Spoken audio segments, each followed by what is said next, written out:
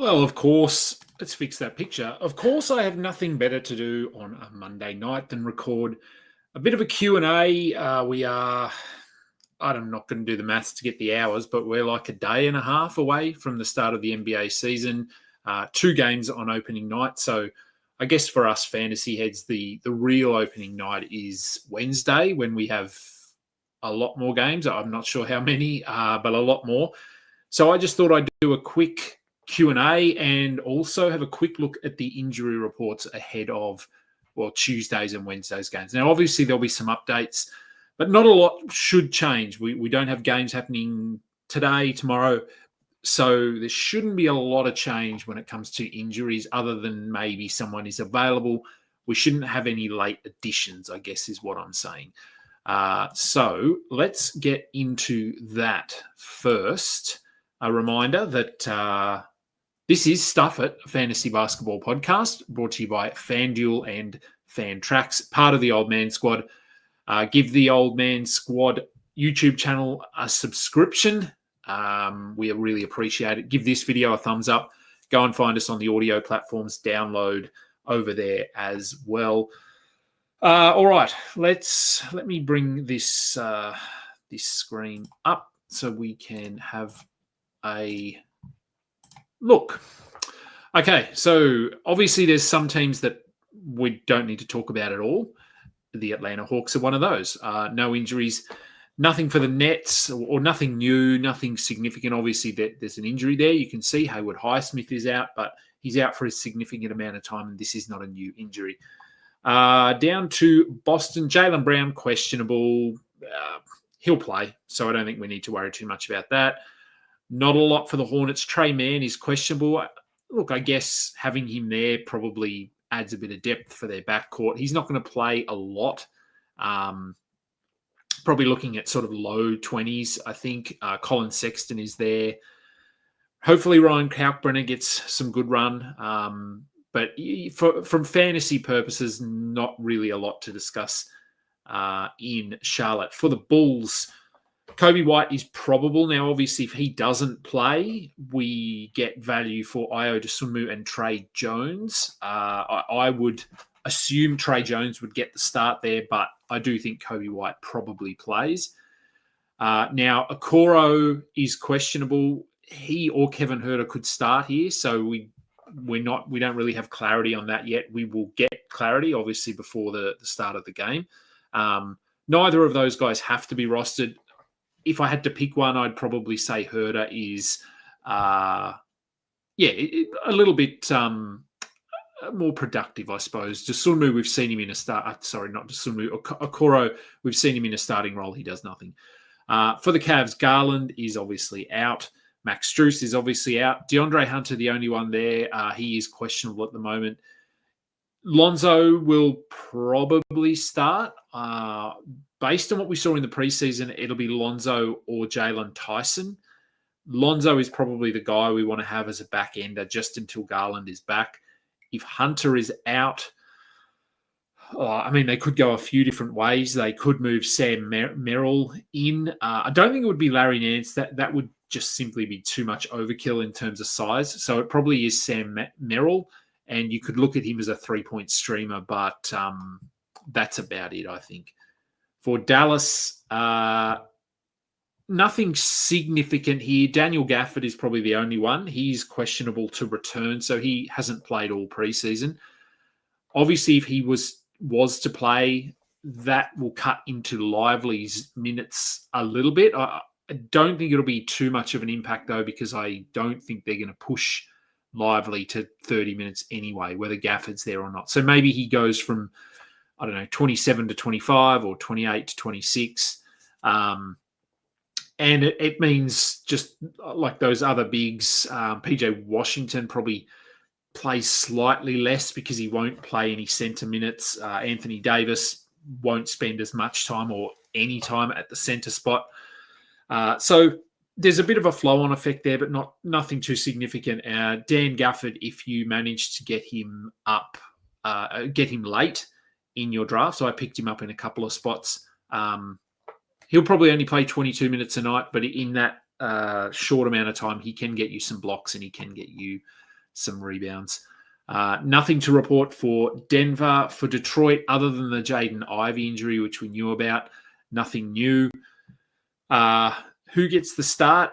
Probably Duncan Robinson, based on what we saw in the preseason. They've obviously got Karis LeVert there as well. They've got actually a lot of options. They could move Ron Holland in, shift Tobias Harris down to the small forward, and play Asar Thompson in a guard role. So there are options. I think Duncan Robinson would be the guy I'd look at here for threes, and Karis LeVert, even if he doesn't start, probably does play a bit more, and we know if he can get sort of 28 to 30 minutes, he is someone to consider.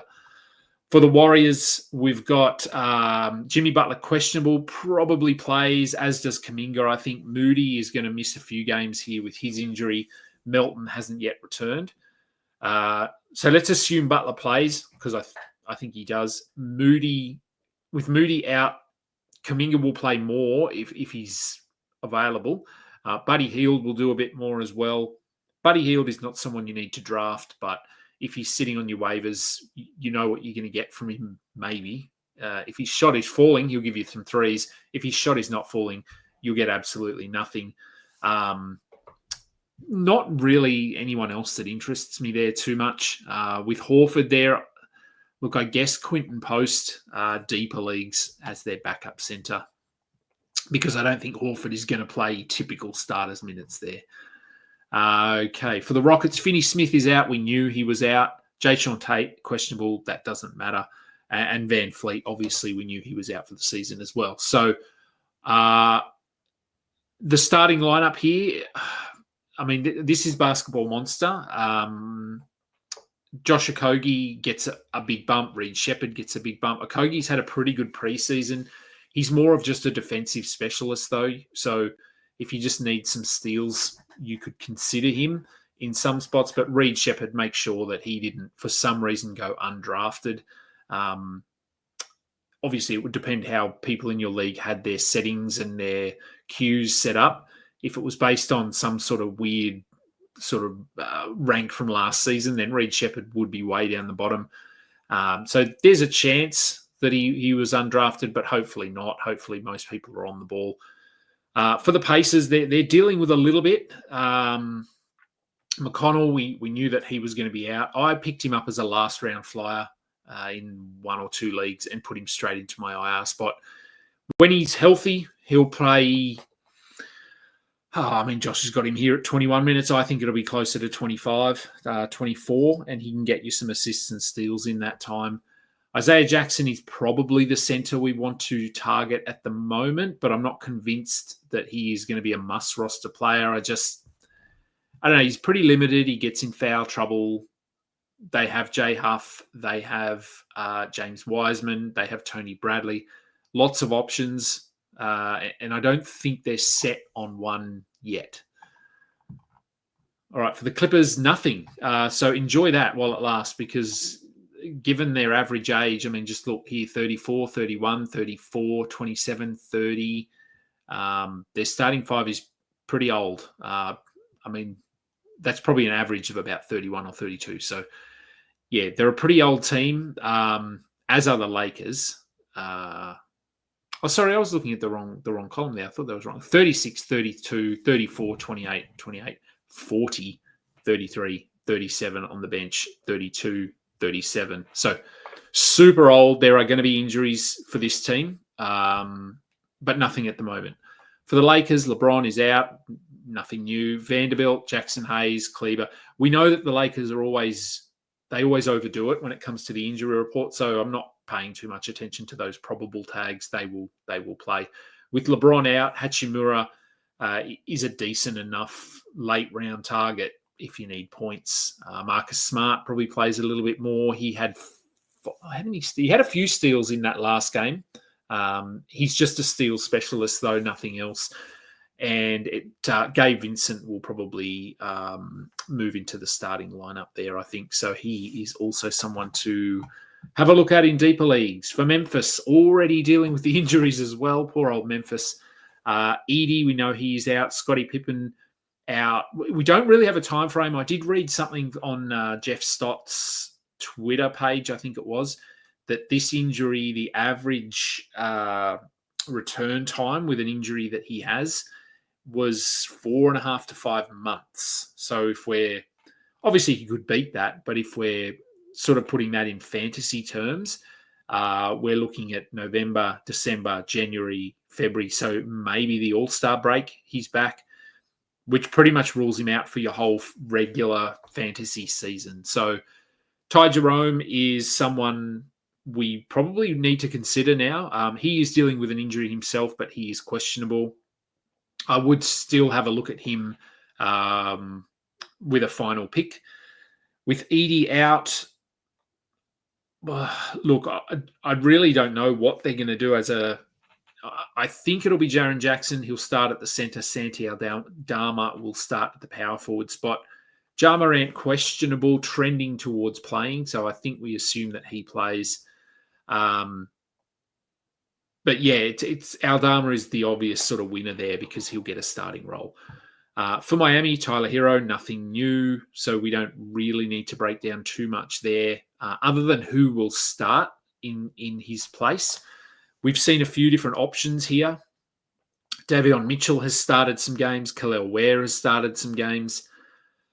I think even Jaime Jaquez started. And then Drew Smith is another option.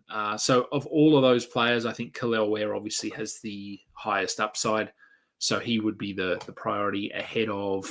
I like Drew Smith. He was playing really well last season until he was injured. So I'm keeping an eye on him. He's not super young, as you can see there. He's almost 28. So he isn't sort of this 23-year-old player that they need to develop. But they did sign him, I believe, to a contract extension last season. So he is part of what's going on there in Miami. So he is someone that I'm just monitoring. For the Bucks, Gary Harris is out already with a hamstring injury. Get used to that. Anyone that's rostered Gary Harris or followed his career, he is always out with hamstring injuries. So not surprising at all. Nothing else to report. Jaden McDaniels is probable for the Wolves. I think he'll play. This doesn't sound like it's anything too serious. Moving to New Orleans, Kevon Looney is going to miss a couple of weeks. He probably was trending as the starting center, believe it or not, ahead of Yves Missi. The interesting update here, though, I guess, is that Derek Queen is questionable. So we thought he was going to miss time to begin the season, but he's been upgraded to questionable. He's been cleared to return to basketball activity. So I'd probably say he won't play or won't play a lot in this first game because he hasn't had a preseason. But I do think once he's healthy, he's someone we want to monitor because I don't think Kevon Looney or Yves Missi have done enough. Well, I mean, Looney's obviously very old compared to Yves Missi, but I don't think either player have are sort of locked in as their starting center of the future. Looney, of course, doesn't line up with their timeline really. And Yves Missi last season was fine, but having him on the court next to Zion is not a great fit. Same goes for Looney. Derek Queen can actually spread the floor a little bit. So wouldn't be surprised if they try to get Queen in there alongside Zion a little bit. For the Knicks, OG Anunoby is questionable. Josh Hart is probable. I think they both play. If, for whatever reason, OG doesn't play, we look at Miles McBride, we look at Jordan Clarkson as our streamers. For the Thunder, Jalen Williams still out with his wrist injury. A couple other injuries there, but nothing that we need to concern ourselves with. With Jalen Williams out, I'm already super high on Cason Wallace, so it just makes me even higher on him. So make sure that he isn't, for some reason, available in your league. Aaron Wiggins also gets a bump if you need points. Caruso, a very good per-minute producer, but we know he's going to play minutes in the low 20s. So he's a risky guy towards the end of your draft. Jalen Suggs for the Magic will miss a couple of weeks. They're probably just getting him right. I think he missed the back end of last season. They need him healthy if they're going to make a push this season. So I think they're just waiting, playing it safe. We're still drafting him, but it's quite late in drafts that you can get him. Anthony Black, I mean, he may start, but we've seen him start before, and he's not someone we need to prioritise, I don't think. Can't scroll on that screen, can I? Philly. Joel Embiid played in the last preseason game, so we'll assume that he plays tomorrow. Paul George, not tomorrow, sorry, opening night. Paul George, I don't think he will play. He's doubtful, trending towards not being available, at least for a couple of games. VJ Edgecombe, he will. I see no reason why he wouldn't play. We've got McCain out. We know that. If Paul George doesn't play, as expected, Oubre will do a little bit more, much like he did last season. Justin Edwards will do a bit more. Jared McCain would do more if he was healthy. But Quentin Grimes is probably who we want to look at there as well. We saw what he did last season, and who knows what this campaign will look like for Philly. Grimes could average 24 minutes a night. He could average 32. We really just don't know with all their injuries. For Phoenix, Jalen Green, we know he is going to be out for a couple of weeks. Mark Williams is probable. Now, we haven't seen him at all during the preseason, so I wouldn't be surprised if he's eased back in. So don't be surprised if he only plays minutes in the low 20s, mid 20s. I think he probably starts, but won't play those typical starters minutes. With Jalen Green out, Grayson Allen will probably just slide straight into that starting shooting guard spot and is someone we want to have a look at late in drafts as well. For the Blazers, Scoot, we know that he is going to be out for 3 weeks, I would say, roughly 3 to 4, if not a little bit longer. Tamani Kamara is probable. Denny Avdia is questionable. Matisse Thybulle is questionable. Rob Williams, who I don't even know if he's alive. So Drew Holiday, obviously he's moved up draft boards with the injury to Scoot. If we do get some missed time for Kamara or Avdia, I don't think we will. Jeremy Grant would just move straight into one of those starting spots there. And yeah, Rob Williams, I mean, him coming back eventually, I assume, will really just complicate things for young Hansen and to a lesser extent Donovan Clingan. For the Kings, Keegan Murray is out for a month. Domantas Sabonis is out for, I think he's reevaluated in a week. So reevaluated doesn't mean he'll return. It's a hamstring, pretty sure it's a hamstring or a calf. It's one of the two. Hamstring, yep. So yeah, could be a week, could be 2 weeks. It's a grade 1, so it's nothing too serious. There with him out, I think Drew Eubanks is probably who we want to look at center, back end, sort of traditional center stats. But there's just going to be more for Levine, DeRozan. Schroeder will do a bit more. Malik Monk will do a bit more. I mean, this team is so weird. Westbrook, he's going to slot in there somewhere, but I wouldn't expect him to play more than 22 to 24 minutes. Would I draft him? Probably not. I'm fairly certain there will be times this season when he is a must-roster player, but not as a consistent piece, I don't think. The Spurs, Fox, hopefully only out for a couple of weeks here, but it's not a new injury. Sohan, likewise. With Fox out, Dylan Harper has been drafted in a lot of leagues, and that's fine. I do think when they're healthy, he will struggle to just play enough to have standard league value. He could prove me wrong. Sohan, take him with the last pick and then put him in your IR spot because he will play a role once he's back. It looks very different to what it did 12, 24 months ago, but he'll have a role. And Keldon Johnson will also probably play a little bit more with Fox out. So really just points, though. We know who Keldon Johnson is at this point. For the Raptors, pretty healthy, which is a good thing given last season.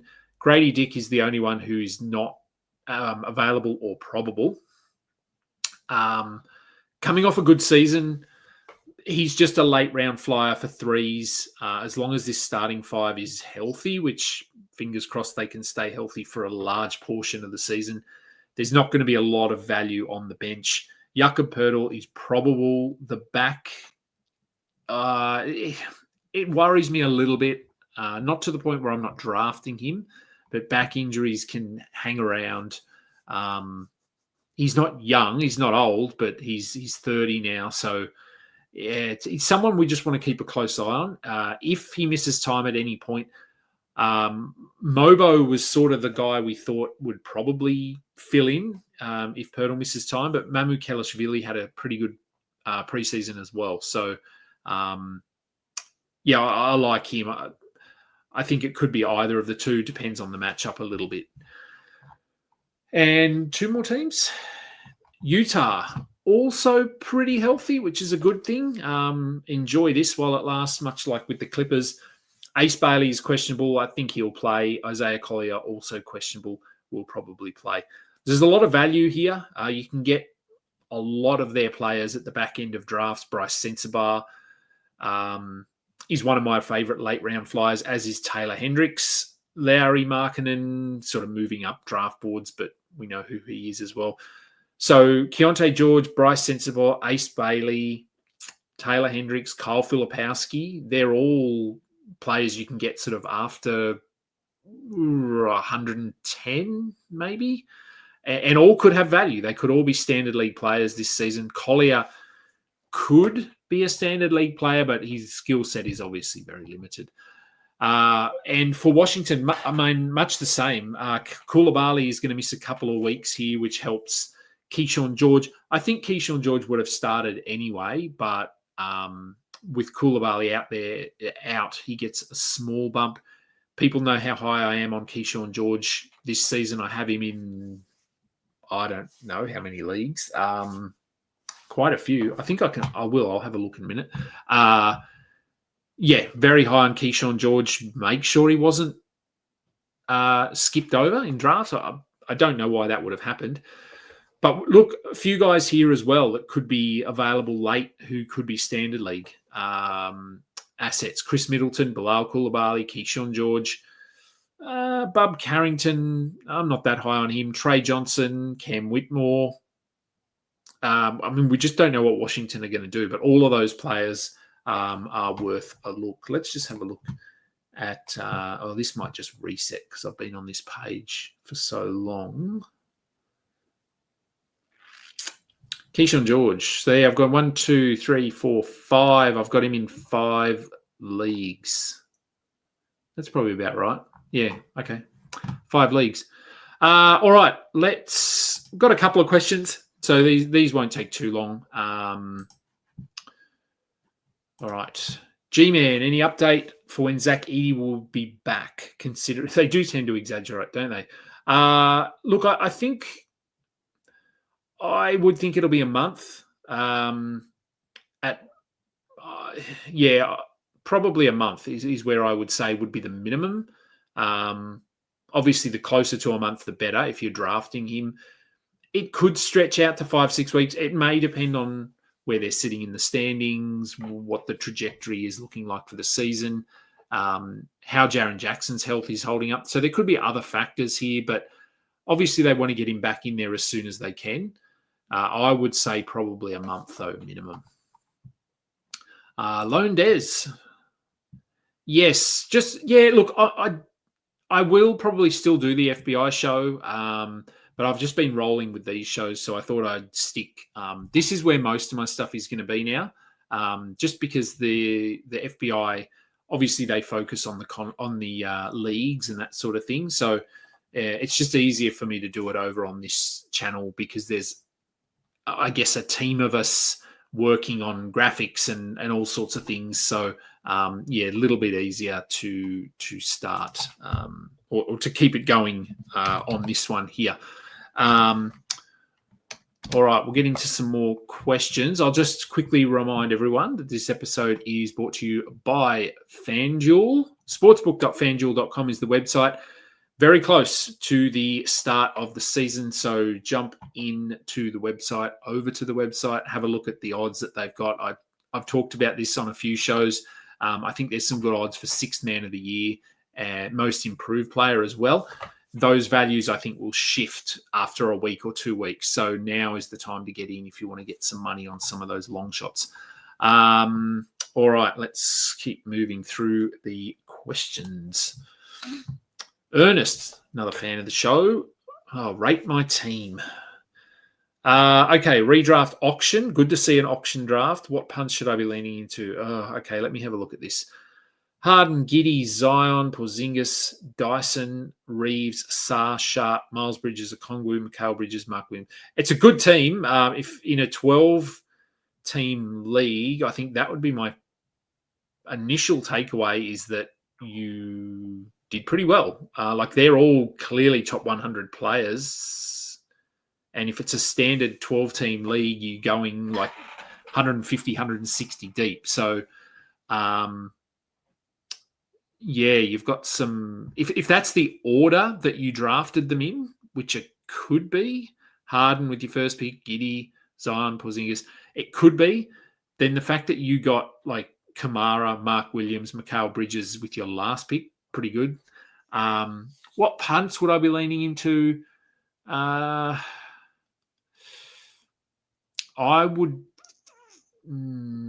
maybe points, punting points. Harden is not a high points guy. Giddey is not a high points guy. Dyson, definitely not. Sarr, no. Kongwu, no. Mark Williams, no. So maybe punt points.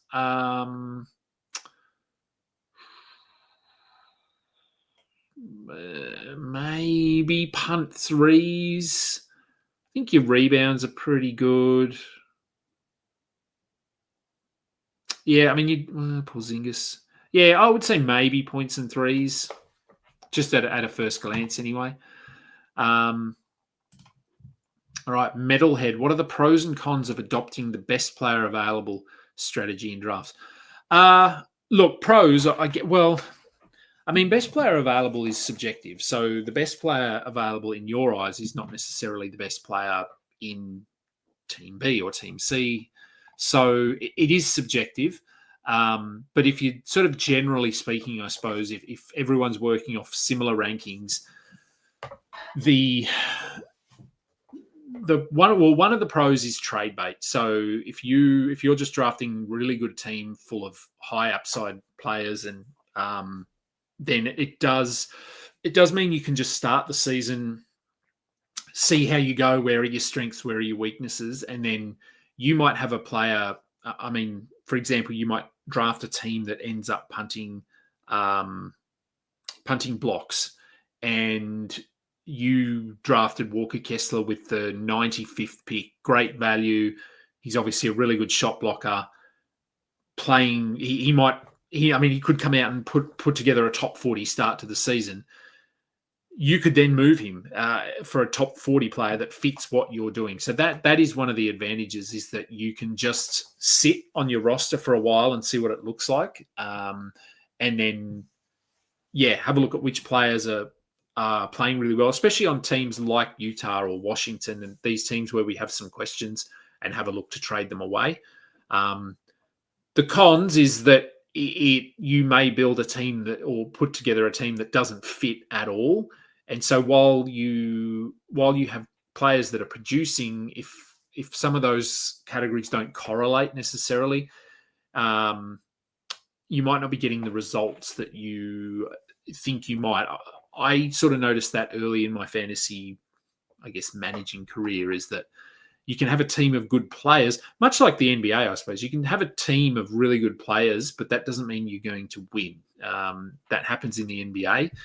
But, yeah, it is about targeting specific categories and that sort of thing. So, as with any strategy, there are pros and cons. Eric asks, what are my thoughts on Wendell? Would I still hold on to Mitch Rob for him? I would personally, only because I think Mitch Robinson only needs 20 minutes, 22 minutes.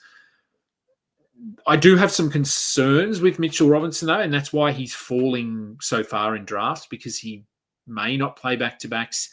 He will probably top out at 25 minutes. I think there will certainly be games where he does play 25, 26 minutes. It really comes down to how his ankles are holding up. Wendell,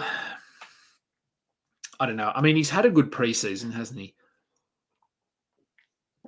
But we've seen this from him before. They've got Goga Bitadze. They've got Mo Wagner to come back. Jonathan Isaac is sort of there. So they have options. So I think both of them are worthwhile taking late.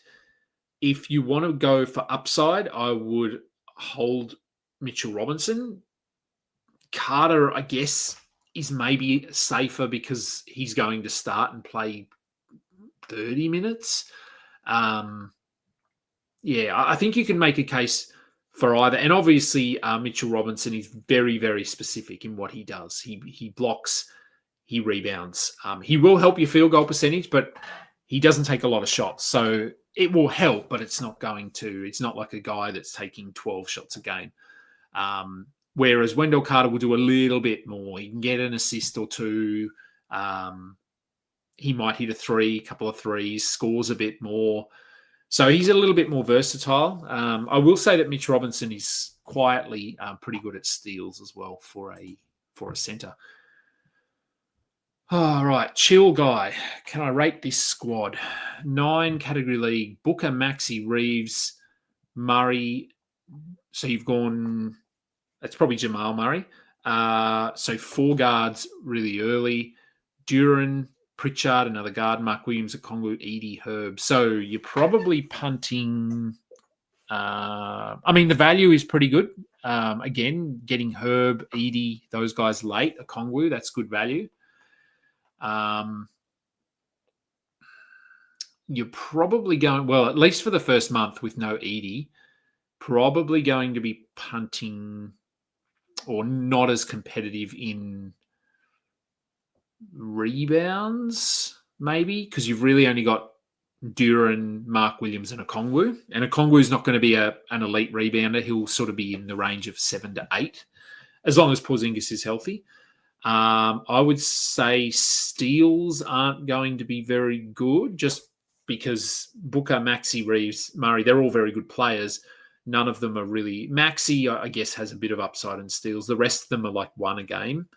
So Herb is sort of the guy that... I mean, this is a situation where, look, you probably got Herb late, and so that's good value. If he comes out and starts the season and he's averaging 2 steals a game, but you're sitting second last in the standings in steals, then you don't need Herb. So trade him away. Get someone you might be sitting third in points. So trade him for someone that's averaging 18 points a game, something like that. Do I think Ty Jerome's injury is serious? Not from what I've heard. He's questionable. So they haven't ruled him out. So no, I know probably about as much as you. So no, I don't think it is too serious. I think you still have to look at drafting him.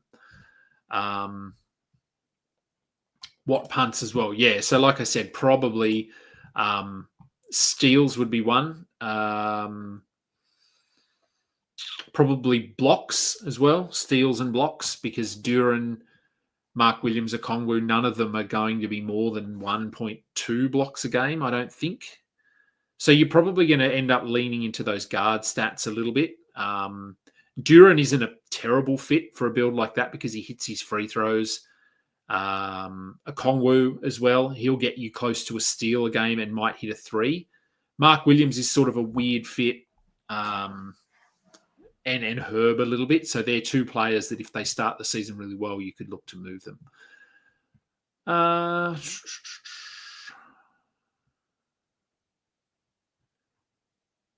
Oh, yeah. Okay. So sorry, I was just reading comments there. So Lone Des, I do get more reach here. Yeah. I mean, that's what Old Man Squad is doing. That's what we're doing here with Dan and Noah, and we're building a bit of a network. FBI, as I said, the focus is the leagues.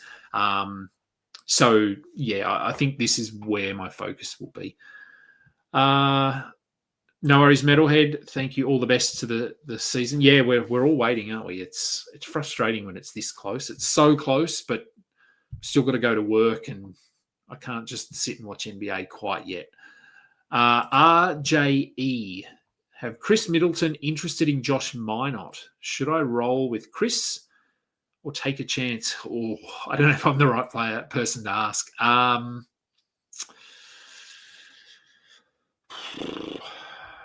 It's a tough one. I mean, I love Minot as a last round player, but I've also drafted Chris Middleton in a couple of spots because getting someone with the 130th pick that can get you 15, 5, and 5 for 8 weeks is tough. I would probably I would look at Minot if you want defensive stuff. I think that's where a lot of his value will come: steals, blocks, field goal percentage. Whereas Chris Middleton is more like your assists, points, threes. So they are a little bit different in terms of what they bring. If you've drafted really well and you can afford to hold on to Minot and just see what happens, because he is someone, I mean, I've got him in a couple of leagues, and within a week, I'm probably going to know whether I can hold him or not, because he'll either play 14 minutes or 22 minutes. 22 is probably enough, 14 is not. Who do I believe are the top IL stashes? So I'm assuming you mean players that are currently injured. Yeah, I mean, we've got, just minimize this page over here. We've got a few players that are pretty obvious, like your superstar players, like Kyrie Irving, Jason Tatum, those guys who are typically going with a last round pick. I would say Darius Garland is a really good one. Zach Edey. Scoot, I think, is an interesting one. A lot of people have soured on him to the point where he's getting drafted in the last round. And he could be back within a month. So Scoot Henderson is another good one. Sorry, I'm just looking at the teams over here. Garland is a pretty obvious one. Jaden Ivey be someone else I'd consider there. TJ, like I said, I picked TJ up in a couple of leagues, but that was a very specific build. So generally, I don't think you would need to look at him. Yeah, I mean, LeBron, sure. Tyler Hero, he's sort of going in the 60s, I want to say, 70s, if you're interested in him. All right. Eat my shorts. Any suggestions? 9 cats. So we're just looking at this team, I assume. Booker, Durant, Zubac, Dyson, Butler, DeRozan, Powell, Norm Powell. Hopefully not Dwight Powell. Simons, Klingon, Green, Jalen Green, Chris Paul, Jabari Smith, Keyshawn, and Davion Mitchell. Look, good value at the end. Keyshawn, Jabari, really good value. Jalen Green, if that's who it is, that's good value for him despite the injury. Chris Paul, I don't know what he's going to do this year. I didn't really pay much attention to him. In terms of the build there, though, my eyes always go to blocks first because it's usually the category that teams end up punting, and I would say that's probably the case for you because you only have one shot blocker, and that's Donovan Klingon. Again, a good situation. Let him play. See what if he's a top 50 player in the first month and he's averaging 2.4 blocks, trade him away because I don't think the 2.4 blocks are going to be enough to get you competitive. Points are pretty good. You've got Dyson there, who's not a high points guy. Zubac isn't super high, but Booker, Durant, Butler to a lesser extent, DeRozan, Powell, Simons, Green, all points guys. So I think points will be pretty good. Threes are probably okay. Assists,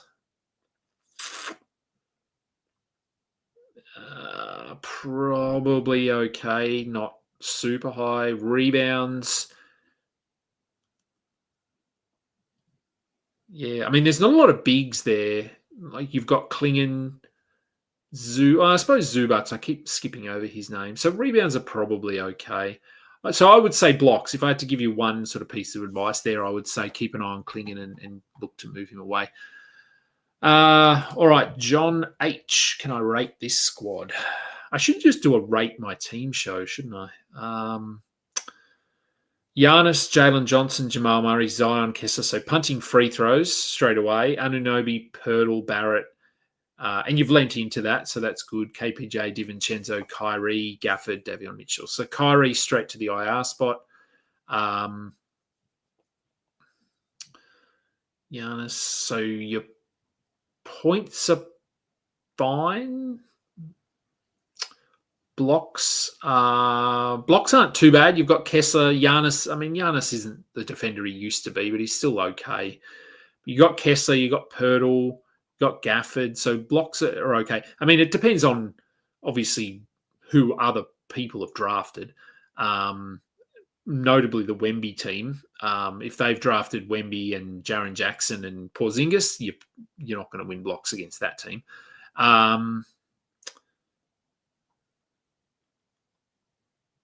Yeah, so I think points are pretty good. Assists are. I mean, with healthy Kyrie, obviously would make a difference. Assists probably aren't super high, but they're not terrible. I mean, Giannis, Jalen Johnson, Jamal Murray. Well, Jamal Murray will get you 7 or 8, but Zion, KPJ, DiVincenzo, Davion Mitchell. So they're all sort of assist-ish guys. No one's elite there other than Jamal Murray is probably close to elite. So yeah, it's not a bad team. There's some interesting fits in there, but definitely punting free throws, probably punting threes as well, which is that's the build you want to do with Giannis. Yeah, your rebounds will be pretty good. Steals should be pretty good as well. All right, I don't want to spend too long on every team. No worries, RJE. I will keep it up. Yeah, I don't have a full schedule yet. I'll definitely be doing weekend stuff. And I guess part of the reason for that is that I don't want to overlap with Dan. So he does his nightly shows or his recap shows every day during the week, but doesn't do them on the weekend. So I will aim to have Friday and Saturday recap shows as soon as the games are done. So they'll be sort of this time-ish, maybe a bit earlier. I don't think I'll do them live though. They'll be recorded and then released. So I'll do a couple of them a week. I've probably got an injury show. I'll be doing mailbag with Josh. I think Dan and I are going to try and do one show together every week. And then I'll do I'll do at least one of these a week, a live mailbag show, maybe even 2, because they're pretty easy. They don't require any setup. I don't need to prep slides or content or anything like that. So, Chill Guy, would I take a flyer on Sensabaugh? Yes, I would absolutely take a flyer on him. How about drafting Colin Sexton? I'd have him in that bucket with Sensabaugh as well. He's a guy that you can get late who could average 18 or 19 points, and there's not a lot of those guys around. So I'm okay with drafting Colin Sexton late as well. JRO Snipes, 12-team 9-cat head-to-head. Curry, Chet, JJJ as a core. Who's a flyer to get? So a late-round player, you mean? Well, your blocks are pretty good there with Chet. Interesting 3 to build around. It's sort of a weird 3, but they fit together oddly enough. They all hit threes. They're all pretty good from the free throw line. Not a lot of assists, so I wouldn't worry. I mean, I don't know the rest of your team, but Curry will get assists, but he's not a 9 assist or anything like that. So not with Jimmy Butler and Draymond there. So, yeah, I mean, if you're looking to just build off what you've got there, some points guys like a Sensabaugh or a Colin Sexton, Keyshawn George, he would give you steals. He's a pretty good shot blocker for a guard eligible player. He would be someone as well. Who else is down in that range? Yeah, that's a couple off the top of my head, but it's an interesting 3 that you've got there. Do I think Ivy is finished for the season? No, I don't think so. You probably looking at 3 to 4 weeks.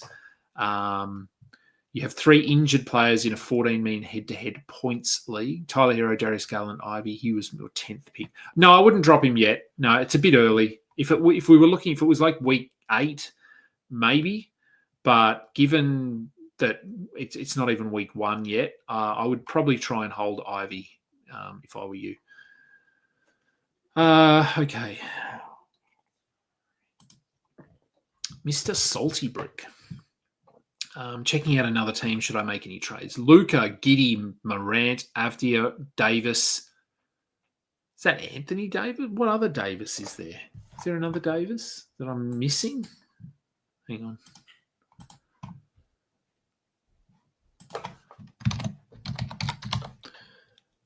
I don't think there is.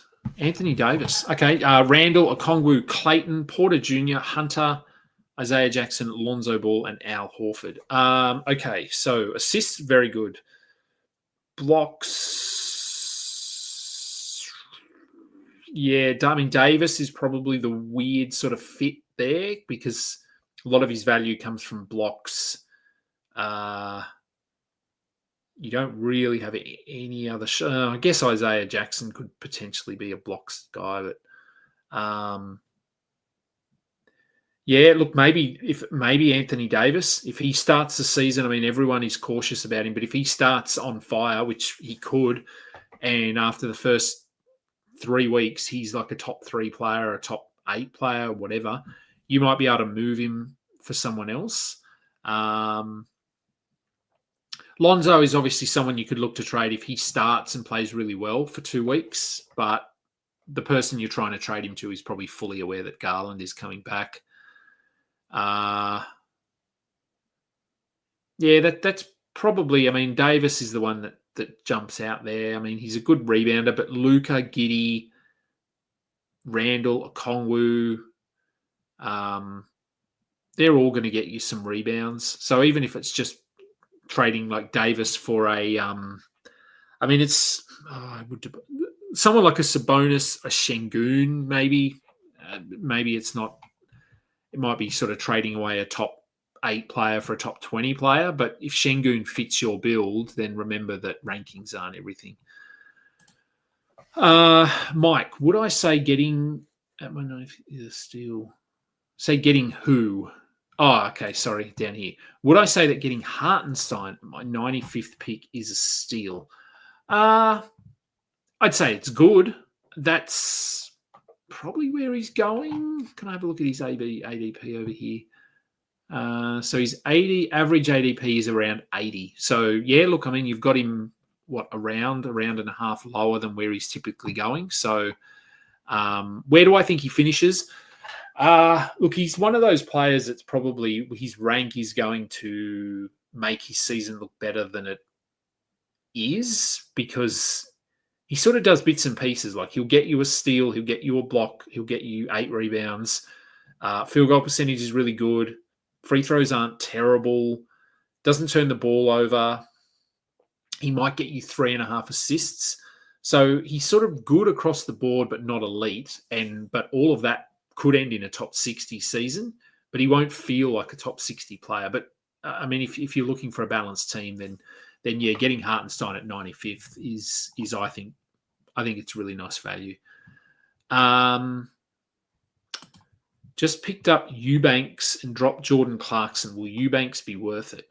Look, he's pretty limited, and they're very different players. So I'm assuming if you're moving off Clarkson and adding Eubanks, then that's fine. Sorry, I'm just looking at your team from earlier on. Picked up John. I didn't see Clarkson in your list there, but yeah, no. Look, I mean, Edey is going to give you that center stuff. We've seen him in small sample sizes, so I think he'll be okay. Cruetta.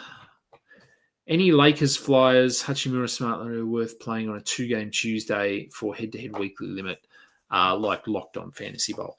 I mean, Hachimura would be the safest because he's going to start and play 30-plus minutes.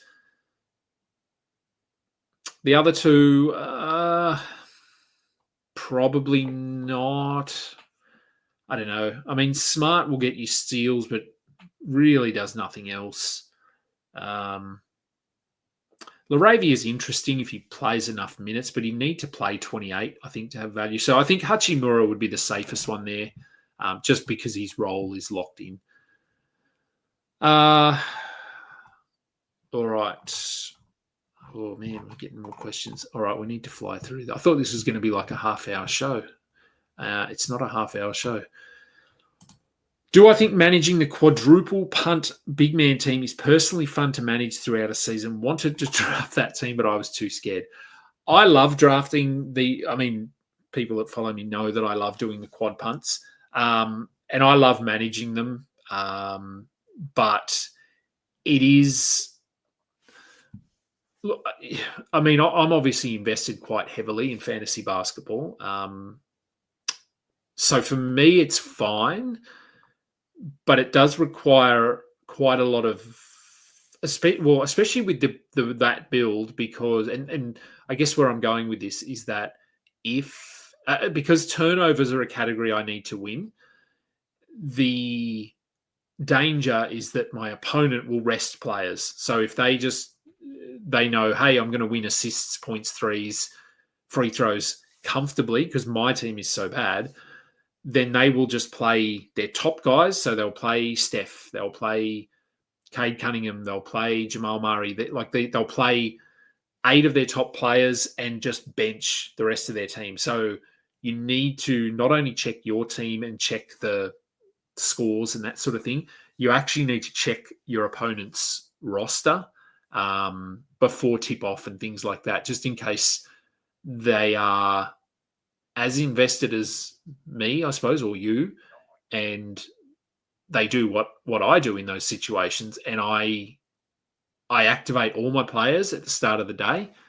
Just before tip-off, I will pull them out of my lineup in the hope that my opponent doesn't see it and I win turnovers. So that is something you have to keep an eye on, and it can be frustrating. But yeah, personally, I like doing it, but it does require attention. Thoughts on Keegan Murray and Keyshawn George? Keyshawn George, I love. Keegan Murray, not so much. Both should be rostered quite comfortably. Keegan Murray, my worry, and I talked about this all last season, and nothing has changed. In fact, I'd argue that his situation is worse now with Westbrook there. I just don't think the opportunity is there. He starts great, but he's sharing the floor with guys that want the ball in their hands. So they throw him in the corner as a 3-point guy.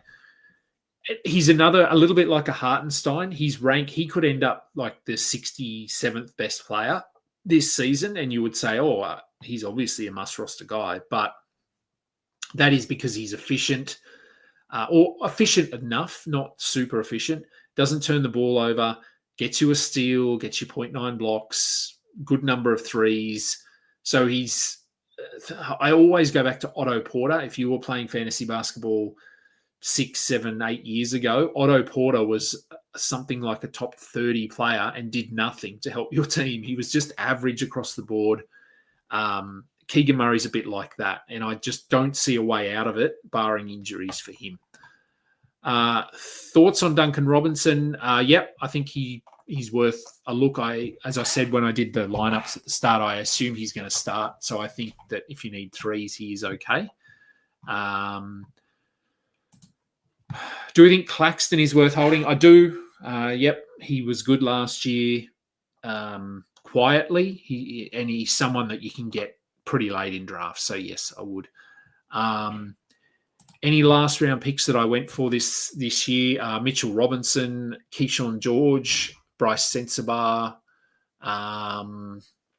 Who else did I go with with a lot of my last picks? Hang on.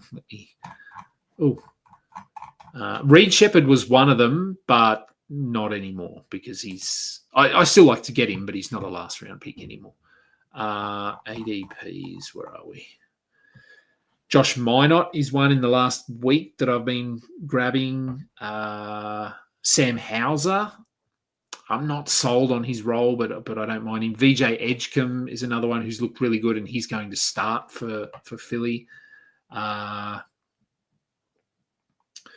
it really comes down to stats you need, I suppose. Like Chris Middleton, his ADP is 144, so he is another one you can look at.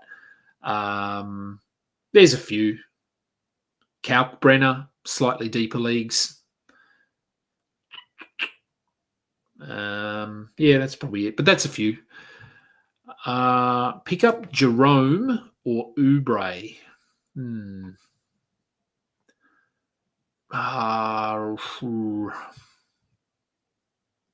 I think they're both going to be expendable at some point. Maybe Oubre just. It's pretty close. But Oubre's going to start. We know who he is. I know Jerome was really good last year. I'm not convinced that those shooting numbers stick. Claxton. Okay. We're just going back here. Let's go. Aren't Claxton and Okongwu shot block as well? Claxton, yes. Okongwu, no. Okongwu might not even be a block a game. He might be 0.9, especially with Porzingis there. He'll either be playing at the 4 or coming off the bench behind Porzingis. So, he is technically, I suppose, because he plays close to the rim, but I wouldn't call him a difference maker. Claxton, yeah, 1.5.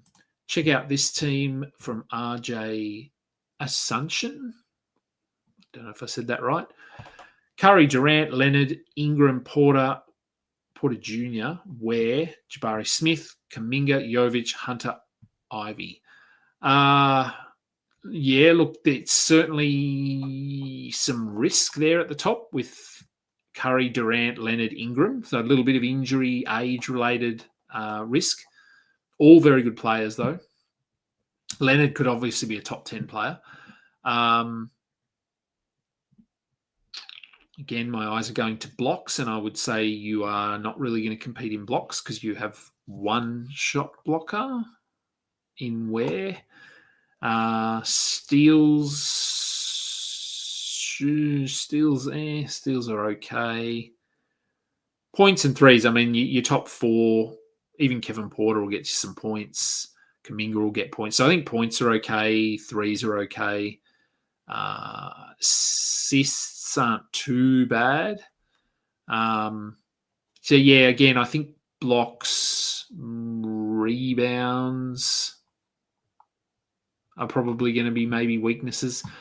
Thoughts on Chris Paul and Keon Ellis? I'm not really interested in either of them. I just don't think Chris Paul will play enough. I think he'll play 22 minutes. Very specialist. If you need assists and steals and nothing else, sure. Keon Ellis steals, nothing else. But with Westbrook there, I just think it complicates things a little bit too much. Another team to look at, Şengün, LaMelo, Paolo, Flag, Hero, Darius, Brandon Miller, Quickly, Ivy Ware, Dosunmu, Hansen, Keyshawn George. Okay. Oh, it's a points league. Okay. I was going to say, who's your first round pick there? But in a points league, yeah. Yeah, looks pretty good. Yeah, Paolo, very good in a points league. I think Flag will be pretty good in points leagues as well. Brandon Miller, Quickly. So you've probably got 1, 2, 3, 4, 5, 6, 7, 8 top 50 players, I would say, in a points league. Where is interesting, we're not sure. Keyshawn George, probably a little bit more valuable in a category league, but should still be valuable enough in a points league. And Young Hansen, a bit of a mystery there, mystery pick, but we'll see.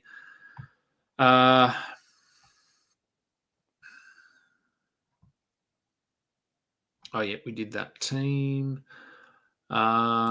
Intrigued with the centers in Boston, Cater or Boucher? I'd go Cater, I think. I think they're going to play. I think both of them are going to play. We know who Boucher is at this point. He's pretty old. Cater intrigues me a little bit more. So I'd probably go Cater there, but I think either of them are okay. I traded Trae Young, Edey, and Mitchell Robinson for Şengün and LaMelo. Did I win? need to see the rest of the rosters and stuff. But in terms of just value, yes. I mean, LaMelo, obviously, there's some risk with injury. But in terms of, like I have Trae Young and LaMelo per game pretty close. And then Şengün is a lot better than Edey or Mitchell Robinson. So, yes, same guy wants LaMelo back. He's offering Harden and KPJ for LaMelo and Garland. Ooh.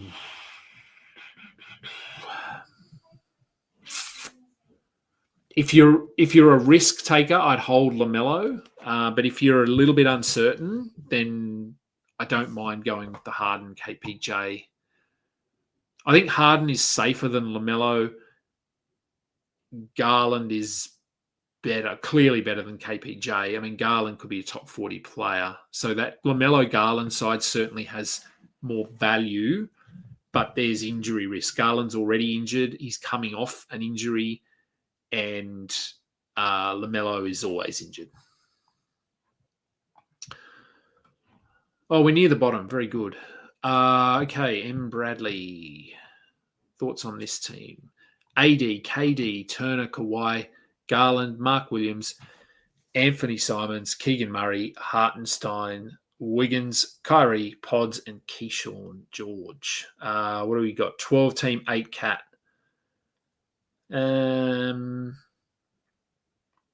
So blocks are okay. You got AD, you got Turner, you got Mark Williams. It's fine. Hartenstein, fine. Points are probably okay. Threes are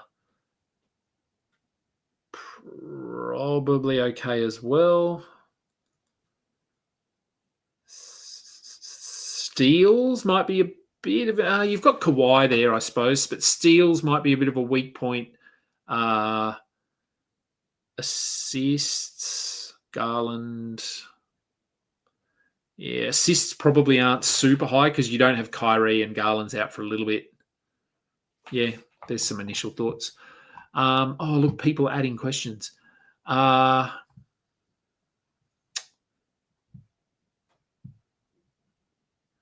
That's all right. Wanting to thank me because you drafted Anthony Davis and punted points to fund and focused on defensive stats. And that's what AD is good at. Very good. That's why I use him in that build a lot. Should I drop Lonzo for Middleton? I would personally. I don't. Lonzo had one good game in the preseason where he had 9 assists, and that's really all he's going to give you, assists. And it's for maybe 2 weeks. Chris Middleton could be good for 6 or 8 weeks. So, yeah, I'm okay with that. Rosemary loves my accent. All right. It's just Aussie. Do I sound... I just sound like an Aussie, don't I? I hope I do.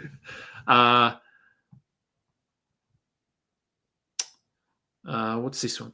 Some idea for my team. I can't see your team. So... Not really. Okay, another team. Shea, Donovan Mitchell, Giddey, Avdia, Flag, DeRozan, Asar, John Collins, Lively, Portis, Cater, Jackson, Keegan. All right.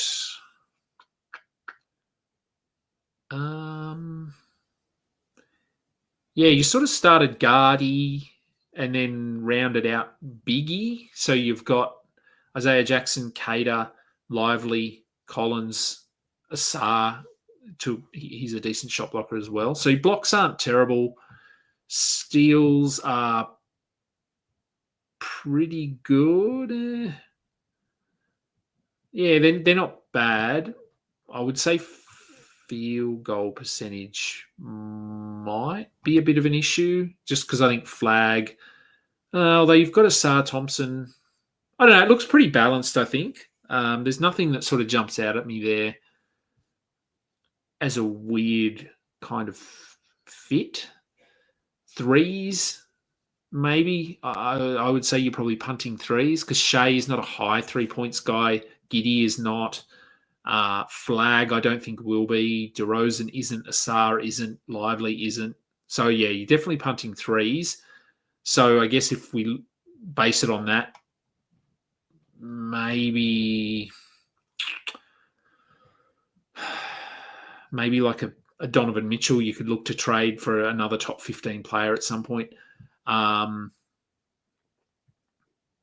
Flag versus Edgecombe, 9-cat. In my opinion, Edgecombe. Interesting. No, I mean, for me, it's Flag, but Edgecombe has certainly made a lot of noise this preseason, so interesting take. Should I add Minot or Furphy? I would go Minot. I love Furphy, fellow Aussie, but I would go Minot there. Thoughts on the following rookies? Not much. I mean, standard leagues, nothing. Will Richard, Nick Clifford, and Dennis Jenkins. I mean, standard leagues, nothing. Nick Clifford is interesting. I think they're pretty high on him, so he is someone who I would be keeping an eye on. But yeah, the others not much at the moment. Grayson Allen or Middleton. I just want to check.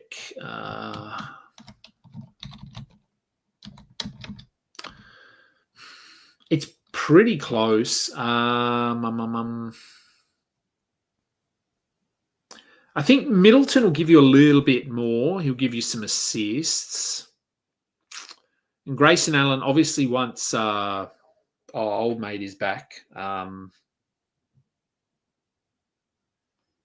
can't even think of his name. He'll drop off. Middleton will probably be traded. It's pretty close. I don't know. Let's go Middleton just. Do I have any stonk flyers I should be looking for? Is stonk a word that I don't know what it means because I'm old? Now you've got me Googling. Stonk. I don't know, unless it's just a typo. I have no idea.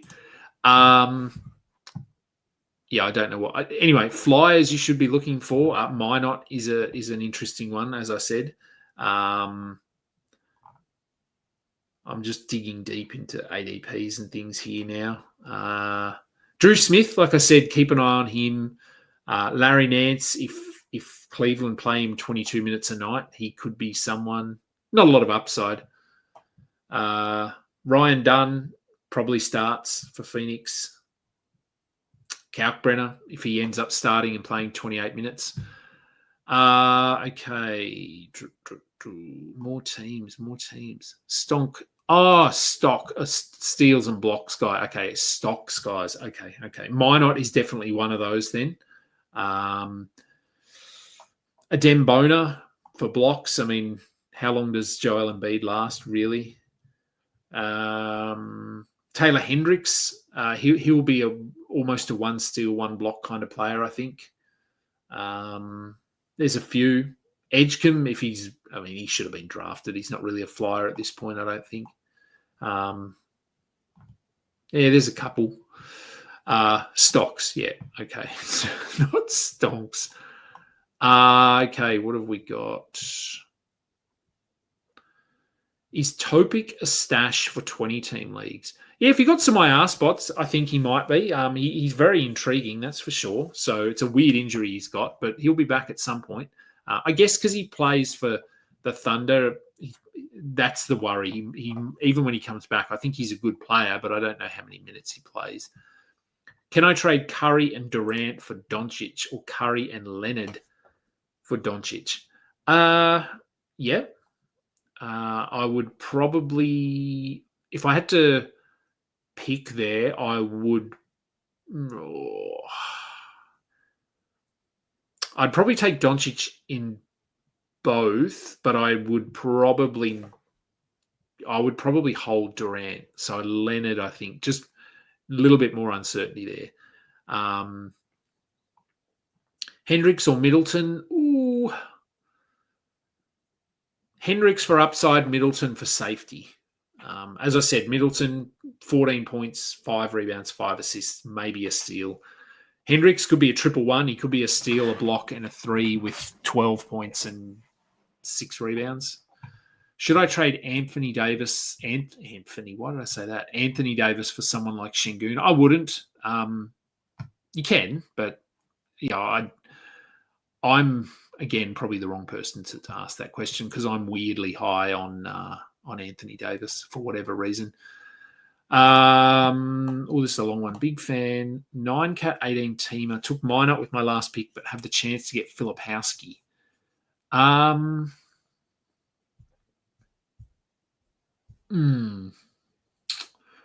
think I'd still stick with Minot in that situation. Maxi Mobley, Ingram, Pods, Keontae Okongwu.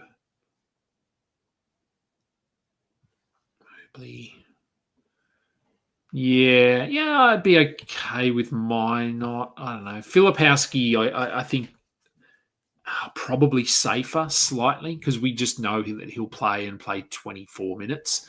Minot is still pretty unknown. Like I said, could be 14 minutes, could be 22 minutes. So Filipowski's probably a little bit safer. So you could do that. Okay, Shining Knight. Thinking of a bigs build with multi-punt, free throws, assists, and threes. How do I balance my team such so that I don't take all centers? Thinking, okay, I can speak to this directly because I do this build all the time. I also punt points. Yes, you will end up with a lot of centers. I usually have 6 to 7 centers in this build. The players that I target, so I can probably rattle these off the top of my head. So the players that I target that aren't centers, who have you got there? Amen, very good. Dyson, very good. JJ, very good. So they're all options. Tari Eason is another one you could look at. What's his name? Old mate who signed today. Tamani Kamara. Cason Wallace is another one. Keyshawn George is another one. OG Anunoby isn't too bad. So hopefully that's a few there. It's in an auction draft. Yeah. So, I mean, guys you can get late. Tari, you can usually get him cheap-ish. Cason Wallace you can get at a relatively good price. Keyshawn maybe. Depends how high people are on him. But the ones you've got there, Amen, Dyson, they're staples in my team when I do this build. Appreciate the love shows. I know you mean the live shows. They'll continue. Yeah, look, like I said, I'll do 1 or 2 a week. They're pretty easy. How does the 4-category punt do in a league setting where 4 of the 12 teams end up in playoffs? Tricky.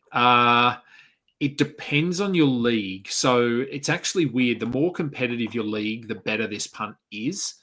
Because if you're in a league where half the league pays attention and half the league doesn't, you'll find out that you'll see like the top teams are way ahead and the bottom teams are way behind. So there isn't as much of a middle ground. And when you punt 4 categories, you're going to be in that middle ground. So in an 8-team playoffs or just in a league, like a 12-team kind of a moderately competitive league, you might finish 6th, for example. And if there's only 4 teams, it's risky. So know who your league mates are. And if it's a competitive league where everyone knows what they're doing, then it's probably a little bit safer because the gap between the top team and the 10th team won't be as big as it would be in a like a weird Yahoo league or something like that. Drop Clayton Jr. or Clifford for Drew Smith. Clifford maybe. Clayton Jr. I think will have a role on this team. They've obviously got some guard depth, but they did get rid of some guards as well. And Clayton has looked pretty good. I wouldn't be surprised if we get to February and he's their starting point guard. So I'd probably try and hold Clayton. Clifford, Drew Smith, I think you could go either way. Dyson or Reeves? Overall, Reeves. Dyson is steals. Well, look, we know what he's good at. Reeves, I think, again, look at rankings at the end of the season. They might both be top 30 players, but majority of Dyson's value is going to come from one category, where I think Reeves will be good in points, assists, threes. His steals will be fine. Free throws will be good. Dyson doesn't hit a lot of threes, doesn't score a lot of points. The assists will be okay, but with Trey there, with Jalen Johnson there, with Luke Kennard there, with Nickeil Alexander-Walker there, he'll get like 4.5. And his free throws are also pretty bad. So, yeah, if you're punting something, then Dyson. But if you're just looking for best player, I'd go Reeves. And what would be my... Oh, hang on. I didn't press that. What would be my projected average stat line for VJ Edgecombe? Look, it's hard to know with a rookie. And I mean, he's been very good in the preseason, but Paul George will come back, I suppose, at some point. I would say, assuming the roster is healthy, let's go 12 points. I think steals will be where a lot of his value comes from. So let's go sort of 12 points, 4 rebounds. He won't get many assists, I don't think, but he could get 1.5 steals. Field goal percentage will be a bit of an issue. Free throws will be okay. So let's go like 42 from the field and 78 from the line. And then, I don't know, 1.5 threes. So, but that value will obviously change as injuries and that sort of thing. Which of the Brooklyn Nets rookies am I high on? Probably Demon, I think. I think he's probably the obvious one. What's Malawach's role look like from day one? Not great, I don't think. Mark Williams will come back, and they played both Nick Richards and Iguodaro over Malawach. So I think initially he won't have much of a role. Deep leagues, you could take a flyer on him and just see what happens. Maybe they do change their tune a little bit. But based on what we've seen, I don't think he'll have a huge role. Thoughts on keeping Rollins and Okoro in a 20-team league? Yes, I would keep Rollins. I think he's looked pretty good. Okoro, sure. I mean, at least until Garland is back. Strus will come back at some point, but not for a while. So Rollins, yes. Okoro, 50-50. Xavier Ciolo offered Jarrett Allen for Peyton Pritchard. It's a fair trade. If you're guard heavy, then I think that's okay. Pritchard probably could finish top 40. Jarrett Allen's probably top 60. So if we're looking at ranks, you're probably giving away the better player. But if you're guard heavy and you're looking for big man stats, and Jarrett Allen is pretty durable as well. Not a huge shot blocker, but if you're just looking for field goal percentage, rebounds, some blocks, then I think that's okay. Should I pick Reed Shepherd from the Wires? Yes, I would in a 14-team league.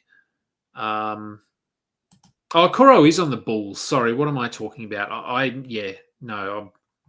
completely wrong. Again, I'm not sold on him. We saw him starting in Cleveland. So, yes, sorry, that's my bad. It's getting late at night here.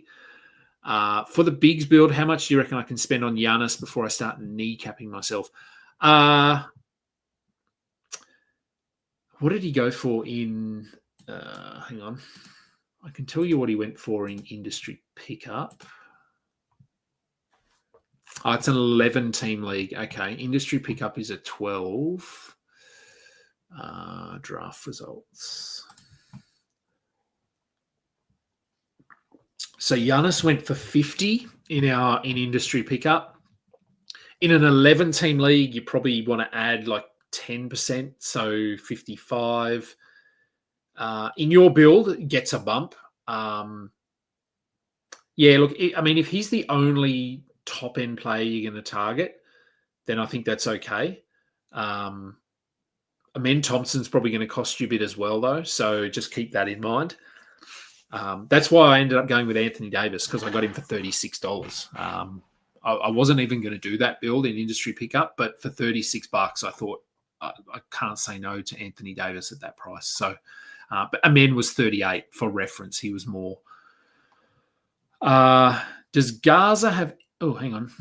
Here we go. Does Gaza have any chance of usurping someone or Cater? I'm assuming you mean who's their other? Oh, Boucher maybe. What are the minute splits looking like? I think it'll all be pretty even. I think Cater probably plays more than Gaza to start with. I was pretty high on Gaza initially, and I've sort of gone off him a bit just because it does look like Cater's going to start. I think both are rosterable at this point, but I think Cater is definitely safer right now. Should I trade Huff for Kyle Filipowski? I'm okay with that. I'm not that high on Jay Huff. 36 for AD is nuts. Yep, it is. But a lot of people are down on him, so I just took advantage there. The second team for Irvin: Wemby, Chet, Murray. So your blocks are pretty good.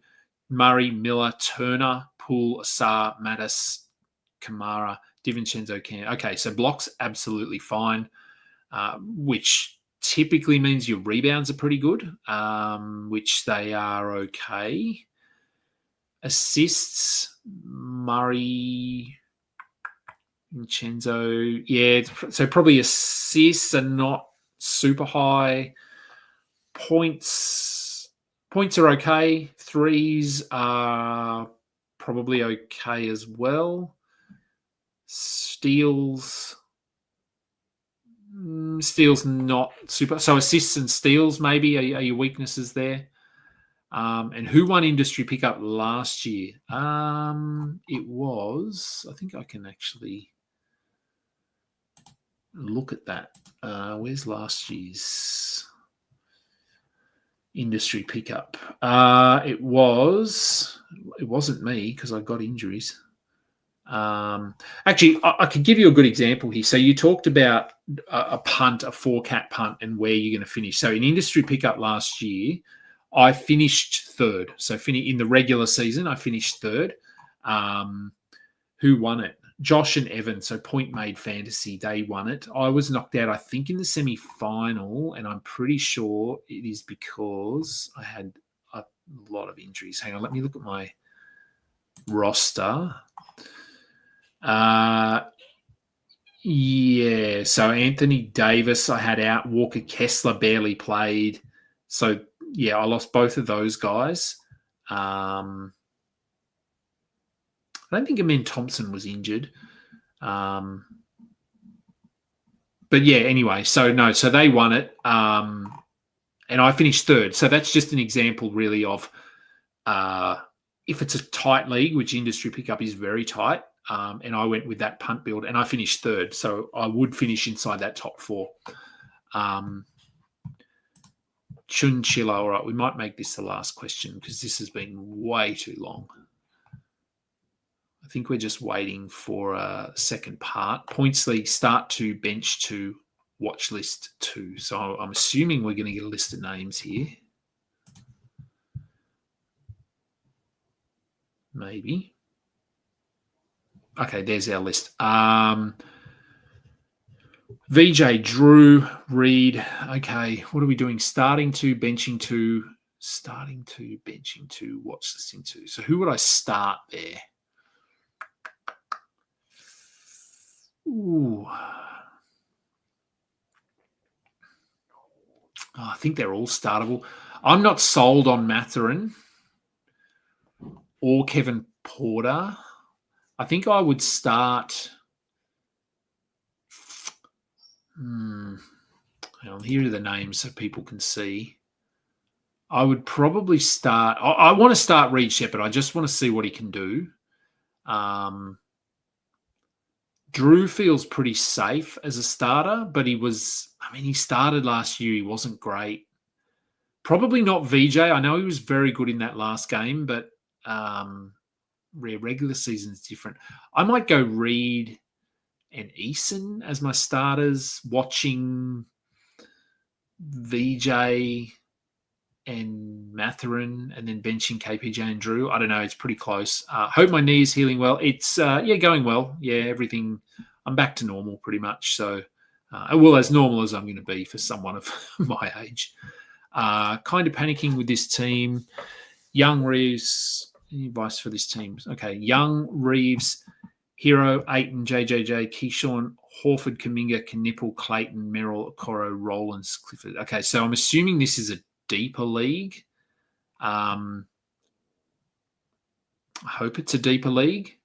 Young, Reeves, Hero, Aiton, JJJ are fine. Keyshawn, I like Keyshawn, but then Horford, Kuminga, Knipple, Clayton, Merrill, Okoro. Okay, so it's a 20-team league. All right, well, that makes sense.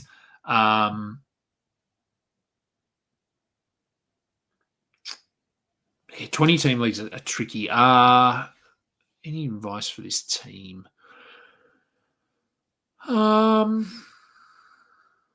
Again, I'd probably say, without seeing the other teams, I would say blocks are not going to be a strength of yours. But that's not to say that JJJ isn't a good fit, because he does fit these builds. So if you've sort of built a guardy kind of a build, because Horford also fits a guard build because he hits threes, he hits his free throws, he can get assists.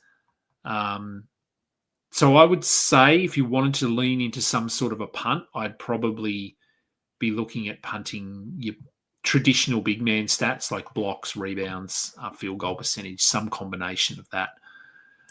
What do I think of Jar and Kawhi and 9-cat? Should I try to trade one? I'd be open to trading one, yeah, if you could. Probably going to be tough right now, but if they come out, Kawhi would be the one. He's more of a risk, I think, than Jar. Will we get pseudo daily shows? Pseudo, maybe not. Maybe 4 a week. We'll see. Who's more valuable in Huff and Filipowski? Probably Filipowski.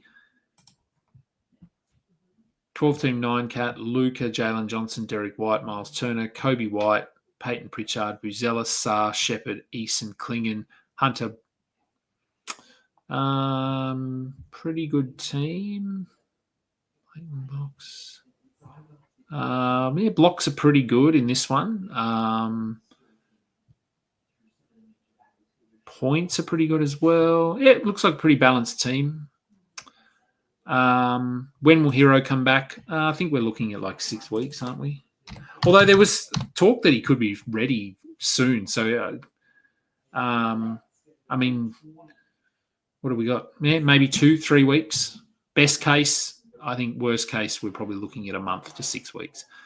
All right, that was a lot. I am going to get out of here because it is time for me to go and have something to eat and go to bed. Thank you, everyone, for watching along, tuning in. I'll be doing one or two of these a week. Don't know what days yet. We might try and set some days depending on. Normally wouldn't be tonight because this is the night when I go to the movies. So normally not tonight, but we'll figure out. We'll figure out when it's going to be. Go and subscribe. Old Man Squad YouTube channel. Dan, Noah, myself on Twitter. Find the audio versions as well. So do all the downloading and everything. We really appreciate that. I'm Adam King. This has been Stuff a Fantasy Basketball Podcast. We are done.